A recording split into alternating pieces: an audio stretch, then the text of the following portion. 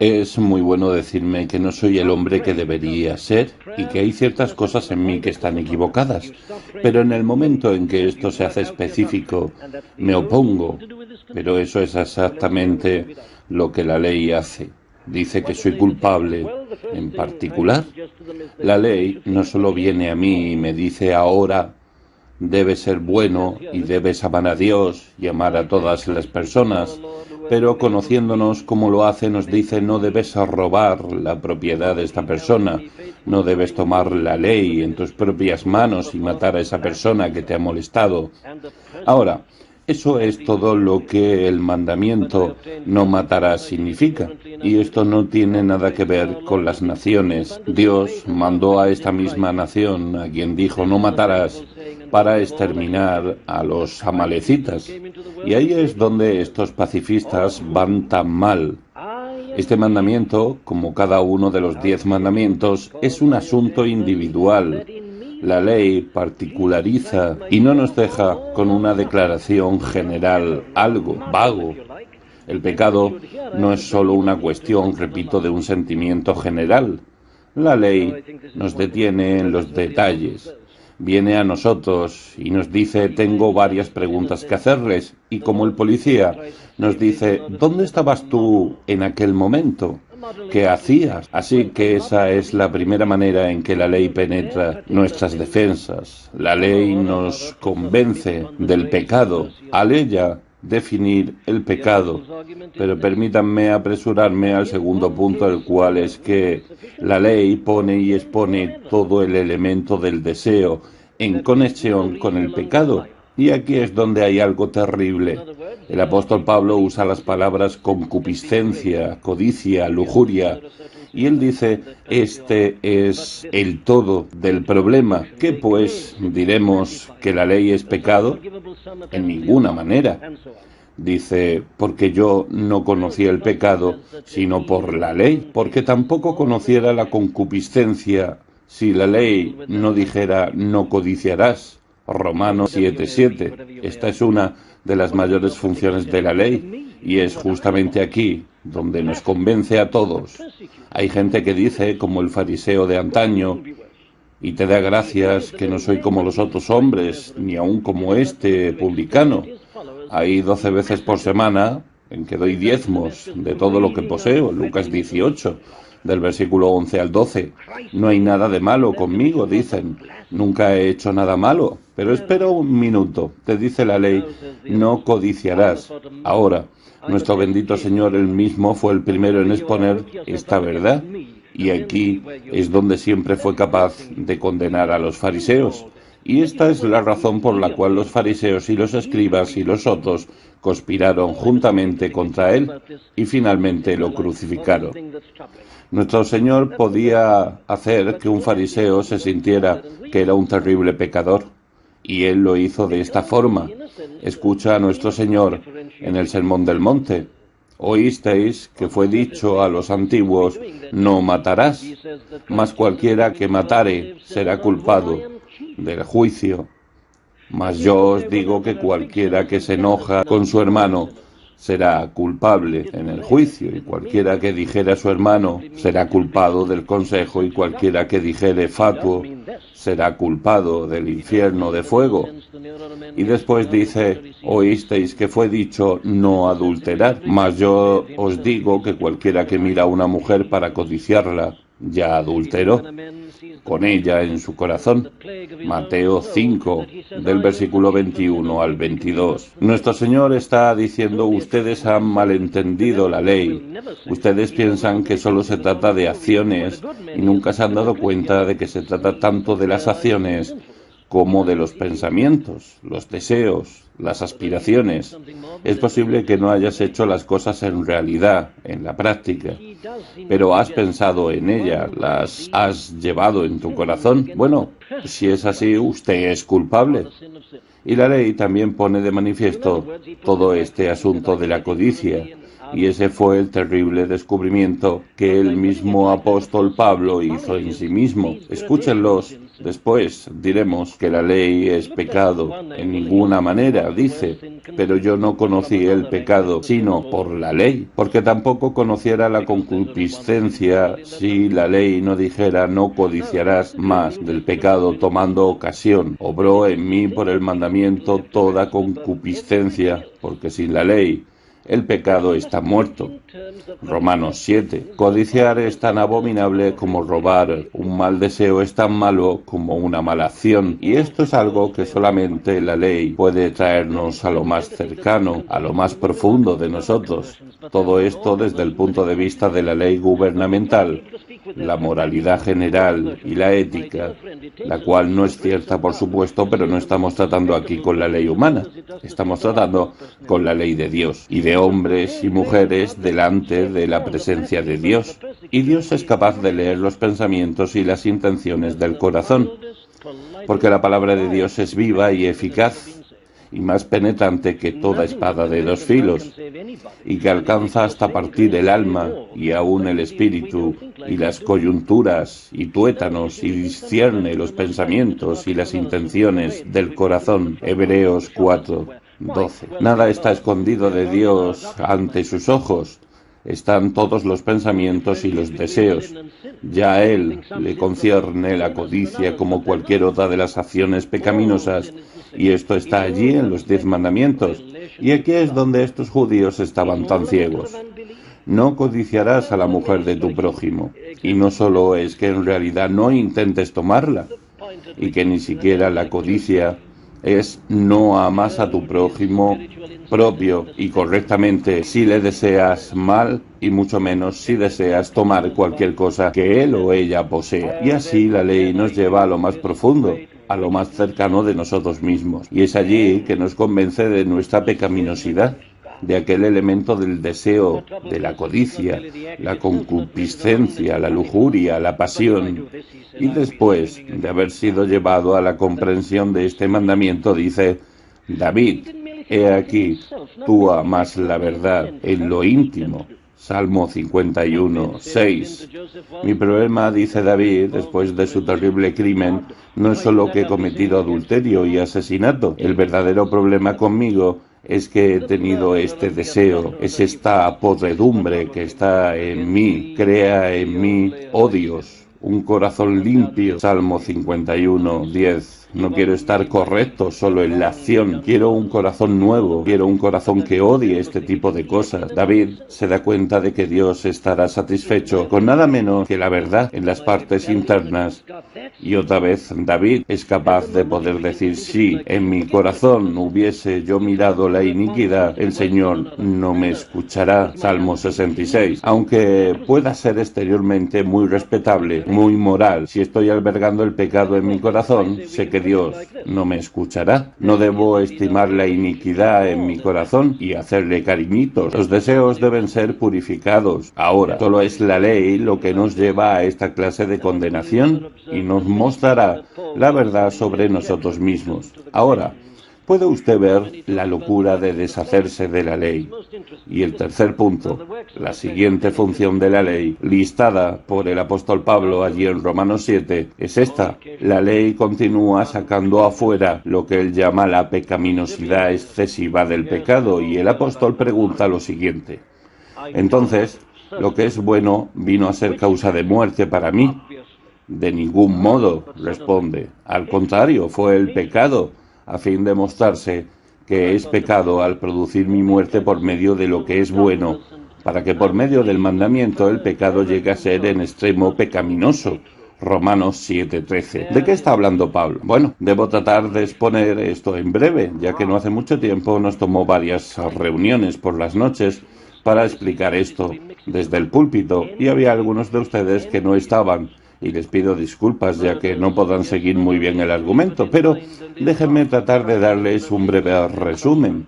Pablo está diciendo que como el resultado de la caída y como el resultado del pecado, el hombre es tan malo, como es el hombre tan torcido, como es el hombre tan podrido y tan pecaminoso como es, que incluso tuerce la ley de Dios para servir a su propia lujuria, a su propia pasión, a su propia pecaminosidad.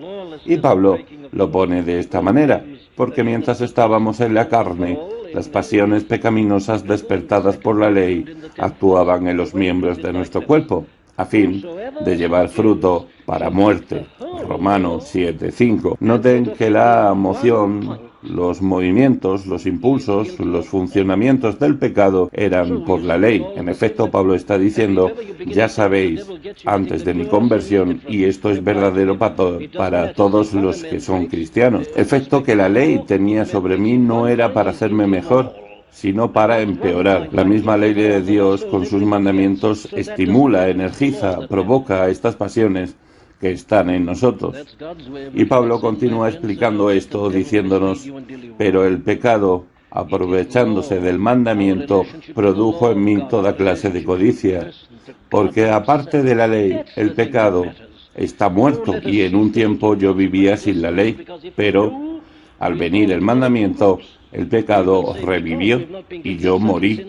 Y este mandamiento que era para mi vida, en mí resultó para muerte, porque el pecado, aprovechándose del mandamiento, me engañó y por medio de él me mató. ¿Cuál es entonces la conclusión de Pablo? Es esta. Así que la ley es santa y el mandamiento es santo, justo y bueno. Entonces, ¿lo que es bueno vino acaso a ser causa de muerte para mí? Y él responde, de ningún modo. Al contrario, fue el pecado a fin de mostrarse que es pecado al producir mi muerte por medio de lo que es bueno, para que por medio del mandamiento el pecado llegue a ser en extremo pecaminoso. Romanos 7, del versículo 8 al 13. En otras palabras, todo lleva a esto. El hombre está en una condición tan podrida por el resultado del pecado que incluso cuando le dices que no hagas ciertas cosas, lo que realmente está sucediendo es que estás despertando su deseo de hacerlas aún más. Y no es cierto esto. Todos sabemos que lo es y Pablo nos da la razón allí en su epístola. Todas las cosas son limpias. A los limpios, mas a los contaminados e infieles nada es limpio. Antes su alma y su conciencia están contaminadas. Y esto se entiende de esta forma. La misma ley de Dios que fue dada a los hombres y mujeres para guardarlos del pecado los hizo pecar, más porque tuvo el efecto de estimular estas pasiones y los malos deseos que estaban dentro de ellos. He dicho a menudo en este púlpito que no hay nada que yo sepa que sea tan malo y peligroso como aquella llamada enseñanza moral, la cual se está dando tanto en las escuelas del día de hoy a los jóvenes. Ustedes saben lo que la llamada instrucción sexual nos dice, criticando y culpando a los victorianos, tal como nos suele llamar, por tratar de rebajar y culparnos, diciendo que ellos se escondieron este tema e hicieron un gran secreto de este asunto, y por lo tanto se convirtió en un gran problema. Pero ahora, como sabemos tanto por la psicología, debemos ser francos, dicen, acerca de estas cosas y traerlas al descubierto. Entonces, tú les cuentas a los jóvenes acerca de estas cosas, ¿y cuál es el resultado?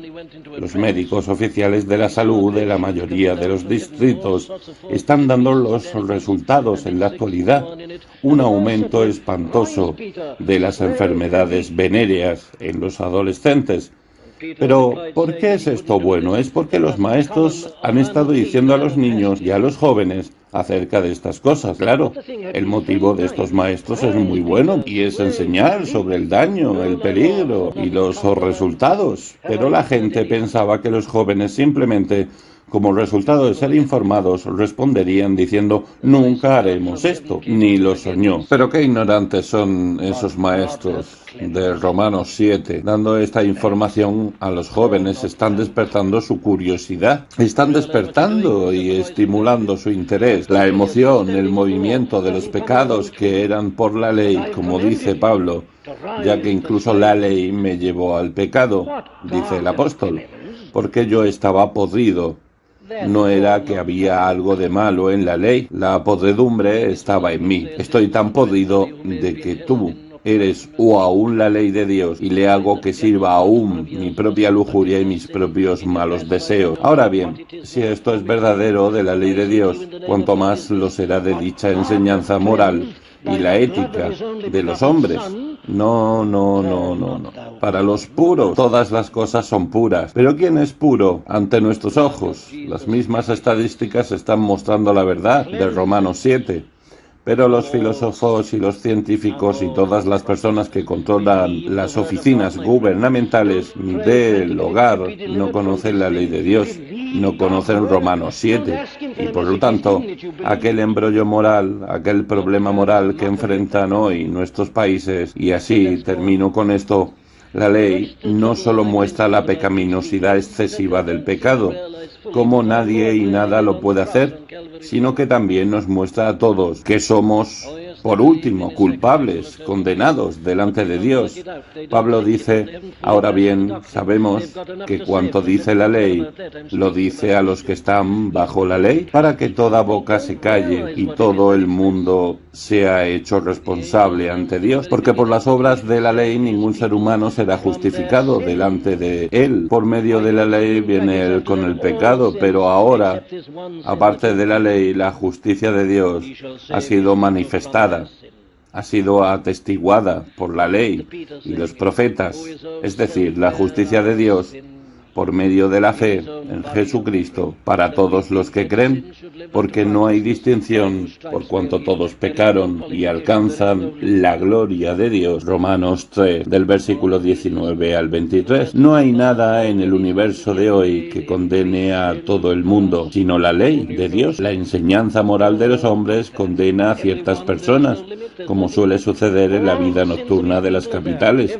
pero nos deja intactos en lo que se refiere a lo profundo. Pero la ley de Dios, cuando llega, culpa, condena a cada uno de nosotros. Codiciar deseos malos, pensamientos, malas imaginaciones. ¿Quién es el que no es culpable? Como está escrito, no hay justo ni aún uno. Y es así como todo el mundo puede llegar a ser culpable ante Dios, por cuanto todos pecaron y están destituidos de la gloria de Dios. Romanos 3, versículos 10, 19 y 23. He conocido a personas que han dicho que no ven la necesidad de Cristo y que nunca han visto la necesidad de la gracia, porque nunca han hecho ningún daño a nadie, porque siempre han vivido buenas vidas. Pero estas personas nunca han escuchado la ley, nunca han sabido nada acerca de la codicia, nunca han examinado sus corazones. Y no solo están negando las Escrituras, sino que son totalmente ignorantes de sí mismos.